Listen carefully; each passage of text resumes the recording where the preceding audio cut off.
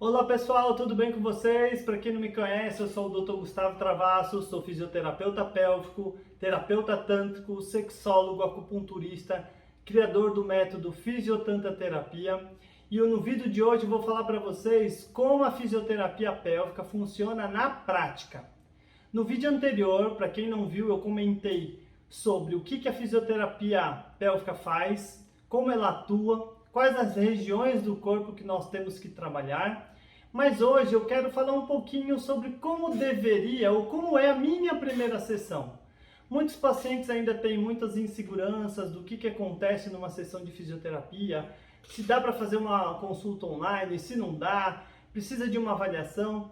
Bom, gente, eu atuo da seguinte forma, isso desde os meus primeiros anos de formado até hoje, na minha primeira consulta, e eu gosto sim que essa consulta seja uma consulta presencial, tá? Para mim, a consulta online a gente perde muita coisa. Como eu sou acupunturista e terapeuta tântrico, eu trabalho muito com a energia e eu acho que a empatia do profissional com o paciente é muito importante, até porque quem viu meu vídeo anterior sabe que nós tratamos uma região muito delicada, com doenças bem complexas, voltadas aí para muitas disfunções, muitos traumas sexuais. Então, eu acho de extrema importância esse primeiro contato, esse acolhimento, para que aí sim a pessoa entenda o trabalho e aí a gente consiga desenvolver um tratamento mais adequado.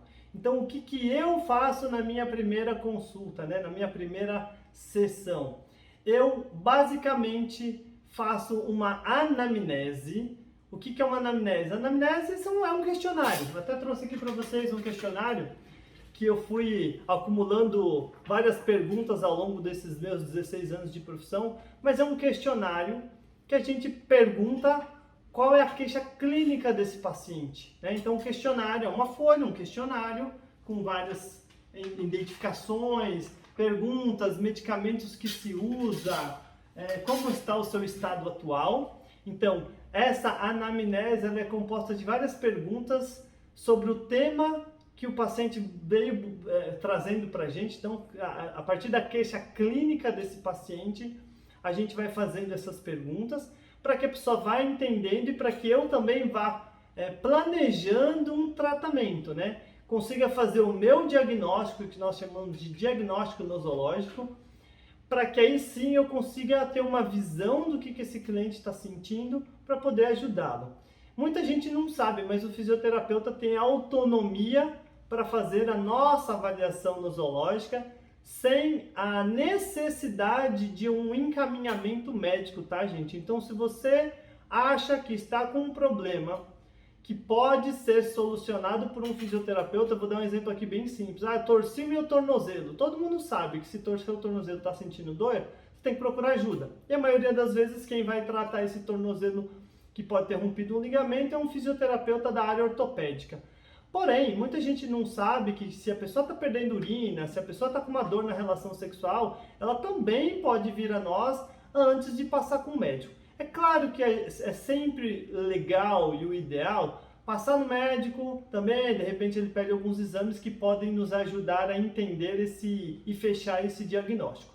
Mas basicamente eu faço essa avaliação de anamnese e vou explicando para o paciente tudo o que ele tem, inclusive com a minha pichoca. Para quem não sabe o que é a pichoca, veja lá o meu primeiro vídeo, com a minha pichoca para mostrar exatamente como vai ser a condução da terapia, né? Por quê? Porque a terapia ela é muito corporal. Se nós atuamos em músculos vaginais, músculos anais, músculos do assoalho pélvico, não dá para ficar fazendo aulinha online, correto? Até porque tudo que a gente ensina, a gente precisa ter a certeza de que o paciente está fazendo de forma correta.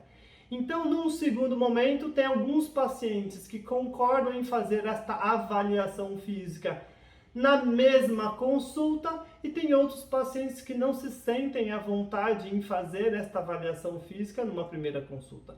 Tudo bem, não tem problema nenhum. Nessa primeira consulta, além da anamnese, eu posso dar várias orientações, que é o que eu faço com muitos dos meus pacientes. Ok, fechamos por aí, a pessoa volta no outro dia já preparada psicologicamente para fazer essa avaliação física. Por que preparada psicologicamente, né, doutor? Porque é o seguinte, a avaliação física, a paciente ou o paciente, ele precisa se despir da cintura para baixo. A parte de cima pode continuar de roupa, mas a parte de baixo ela tem que ser tirada. Por quê? Porque eu preciso avaliar toda essa questão do assoalho pélvico e toda essa região genital. Então, visualmente, eu preciso avaliar esta pessoa, este paciente, e fisicamente, eu preciso avaliar este paciente através de um toque. Ou um toque vaginal, no caso se for uma mulher, ou um toque no ânus se for um homem. Tá? É claro que eu também atendo crianças, para quem não sabe, mas com crianças, além do pai estar presente, com criança a gente não faz nenhuma avaliação invasiva, ok, pessoal? Tá? Então, nessa avaliação física, eu preciso entender e preciso sentir essa região. E para isso eu preciso fazer uma avaliação física. Então, assim, na minha opinião, gente, quando se trata de fisioterapia pélvica, se você passar num fisioterapeuta que nunca fez uma avaliação física em você, que nunca mostrou na prática como os exercícios funcionam internamente no seu corpo, porque é uma musculatura interna, como eu falei no vídeo anterior, do meu ponto de vista é uma falha muito grande e que provavelmente o tratamento já não vai ter o mesmo efeito de que se você fez essa avaliação física, mostrou na prática para esse paciente. Isso é um problema muito sério, por quê? Porque muitas pessoas hoje buscam exercícios na internet, inclusive através de pompoarismo, aí coloca lá no Google e no YouTube, exercícios de fisioterapia pélvica, mas elas não sabem muitas vezes o quão elas podem estar se prejudicando. Porque lá o profissional, ele está passando exercícios gerais, né? Sendo que esses exercícios eles têm que ter uma base, né? Uma base do que é uma boa contração muscular ou não. Isso não dá para mostrar aqui para vocês no vídeo, isso seria totalmente proibido, né? De mostrar, porque a gente tem que mostrar os órgãos genitais, a gente precisa mostrar algumas movimentações, que é impossível aqui. E aí a pessoa quer seguir esses exercícios em casa e muitas vezes ou não tem o resultado esperado, que é muito óbvio de entender, ou a pessoa começa a sentir o oposto, a pessoa começa a piorar, a pessoa começa a sentir mais dor, a pessoa tem mais infecção urinária. Então, gente, esse é um dos grandes objetivos para eu estar fazendo esses vídeos para vocês com o maior carinho, que é falar para vocês e mostrar como que a fisioterapia dessa área funciona. Para que quando você procurar um profissional aí da sua cidade, ele saiba conduzir da melhor forma.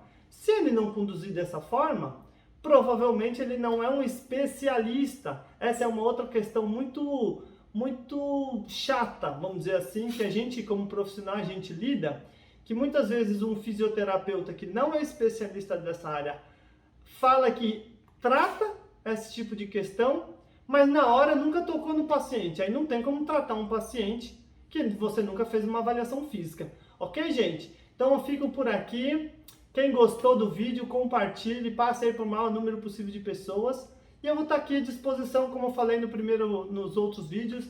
Comente. Se quiser fazer uma pergunta, pode fazer uma pergunta. Vou deixar o meu contato aqui no descritivo. Quem quiser fazer uma pergunta no particular, fique à vontade também. Se alguém for aqui de São Paulo, quiser marcar uma consulta, estamos aí, gente. O importante é poder ajudar e passar informações, tá bom? Muito obrigado a todos e até o próximo vídeo.